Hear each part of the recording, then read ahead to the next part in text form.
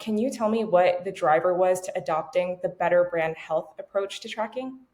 Sure. So, as far as a background in brand tracking, we've done this the entire time I've been at Florida's Natural. I set up the first one, and we did it in the traditional manner.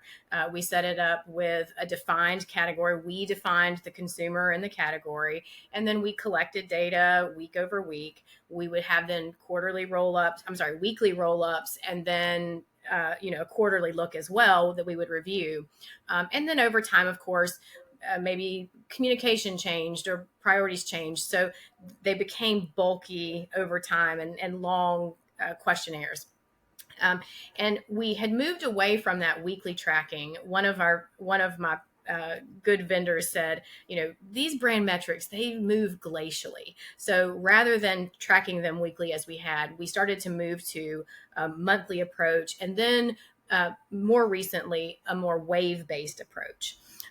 The whole time I was thinking, there really has to be a better way. We would go into these quarterly reviews and go through all of the data, and we would see some fluctuations in the metrics.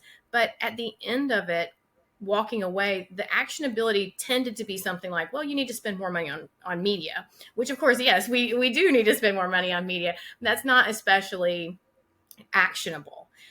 So I always felt like there had to be something more tactical that we could hold on to. I've been an Ehrenberg Bass fan for a long time, as you know. So that's kind of when Quantilope came into the picture. We started the conversation. It moved to brand health. And of course, one of the first things you mentioned is how this tracker is built on the foundations of Better Brand Health tracking. And so that immediately caught my eye. And I would say the rest is history there. What I love about the approach is that it is science based, right? It's outcomes based, and once we had that, that was definitely the big draw to start this, to start and using this tracker. Yeah, I think if I remember correctly, on our call, you said, let's put the science back in marketing science. And that had me because I was like, that's absolutely correct.